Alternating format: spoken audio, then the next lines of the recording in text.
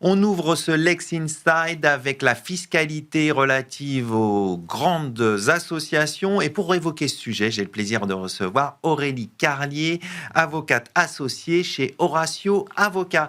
Aurélie Carlier, bonjour. Bonjour Arnaud. Alors, on va s'intéresser à la fiscalité des grandes associations. On sait que ces associations peuvent avoir des activités lucratives.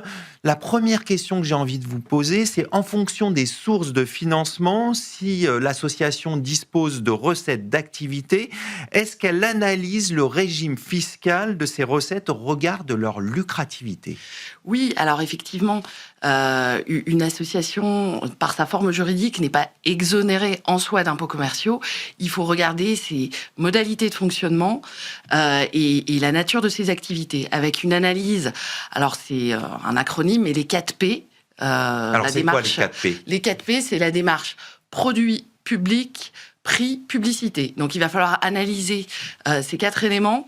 Alors, il y a pas mal de jurisprudence, il y a de la doctrine administrative pour déterminer si chaque activité est lucrative ou pas, et donc si elle est potentiellement soumise aux impôts commerciaux. Donc, on va soumettre les activités de l'association aux 4 P pour voir la lucrativité. Grille d'analyse bien spécifique des fiscalistes en OSBL, organisme sans but lucratif, qui va permettre de déterminer le droit commun au regard des impôts commerciaux, notamment la TVA. Ça, c'est un impôt assez important. Alors, il y a la question aussi du périmètre de ces activités lucratives. Si l'association dispose déjà d'un secteur lucratif pour ces activités lucratives accessoires, est-ce que ce périmètre est mis à jour ? Alors justement, c'est très important quand une association a un secteur distinct d'activité pour ses activités lucratives accessoires, de bien maîtriser les charges et les dépenses qui vont constituer la liasse fiscale relative à ce secteur d'activité. Pourquoi c'est important ? Parce qu'en fait, ça va déterminer le résultat fiscal qui est taxable à l'IS. Ça va également permettre de déterminer la TVA qui est déductible ou pas.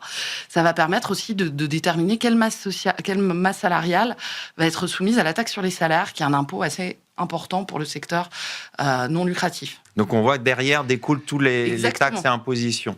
Exactement. En termes d'assiette, en termes d'imposition, c'est vraiment important de bien maîtriser les contours de ce secteur lucratif, parce que quand il y a un contrôle fiscal, effectivement, tout l'enjeu pour l'administration fiscale, ça va être essayer de rattacher des charges, enfin surtout des produits à ce secteur lucratif et pour l'organisation de justifier les critères de répartition qu'elle a utilisés.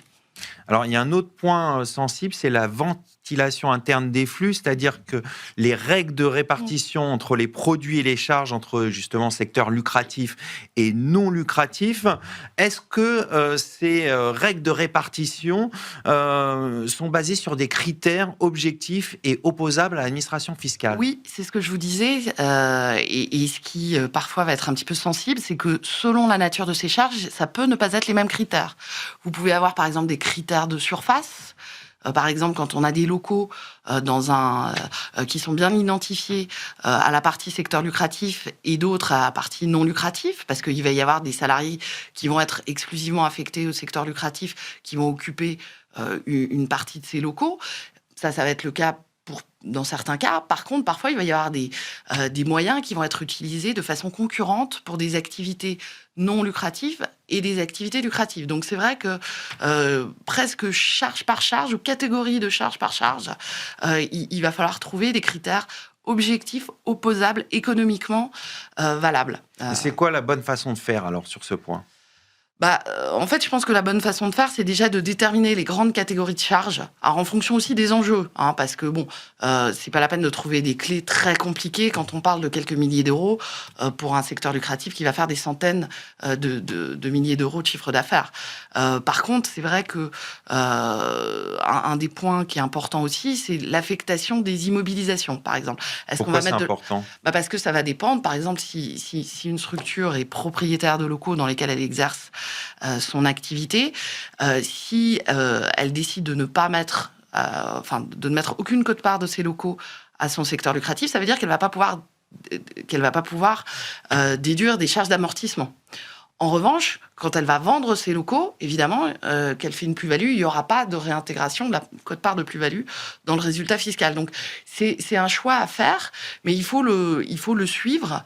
Et c'est vrai qu'il y a des choix stratégiques pour les immobilisations, notamment pour l'immobilier. Et puis, après, il y a une question aussi, année par année, en fonction de l'importance du secteur lucratif. Est-ce qu'on arrête certaines activités? Est-ce qu'on en commence Bien d'autres? sûr. C'est assez important d'avoir une vision assez claire et mise à jour. Qu'est-ce qui va guider ces choix? C'est, j'imagine, d'abord l'activité de l'association. Oui. Et après, il y a d'autres critères qui vont guider ces choix par rapport à la fiscalité? Oui, effectivement, la possibilité de déduire de la TVA. Vous pouvez, par exemple, si vous avez plusieurs, des actifs qui sont à peu près identiques et que vous avez la possibilité d'en affecter certains au secteur lucratif qui est soumis à la TVA, ça vous permettra de déduire totalement la TVA. D'accord. Et d'autres, si vous pouvez faire la distinction, je pense par exemple aux ordinateurs, je pense à des équipements qu'on peut, entre guillemets, scinder ou affecter de façon assez précise. Quand ils seront totalement affectés au secteur non lucratif et exonérés, on ne déduira pas du tout la TVA. Après, il faut faire attention au transfert entre les secteurs, parce qu'il peut y avoir des régularisations de TVA. Donc, D'accord. il y a Au tous moment ces d'un aspects-là. contrôle, il peut y avoir des régularisations de TVA. Exactement. Et ça peut faire mal. Après, Voilà. l'addition peut être... L'addition peut être un petit peu salée. Donc, en fait, il faut avoir vraiment une vision assez claire et assez précise des actifs du secteur lucratif. En fait, il faut le gérer, un secteur lucratif, un petit peu comme si c'était une filiale qui avait la personnalité morale. C'est les mêmes principes. Après, La c'est liasse pas fiscale. dans les habitudes des milieux associatifs. Alors, dans les grandes associations, quand même, c'est des choses qui sont assez gérées. Après, ce qui parfois pêche, en général, quand on crée le secteur d'activité, c'est assez précis. Ce qui est pas évident, c'est les comptes de liaison, c'est en cours de vie.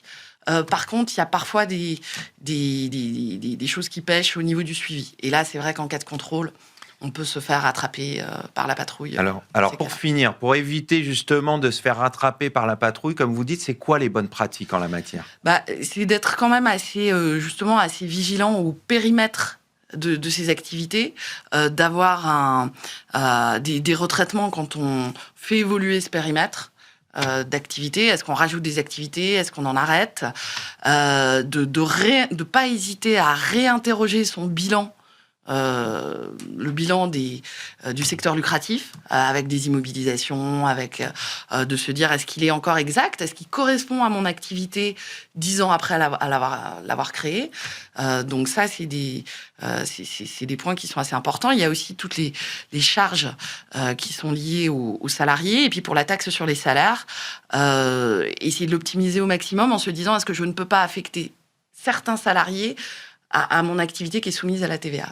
Parce que du coup, ça permet de sortir de la masse salariale ces salaires-là. Ce qui n'est pas le cas s'ils travaillent dans les deux secteurs. Voilà.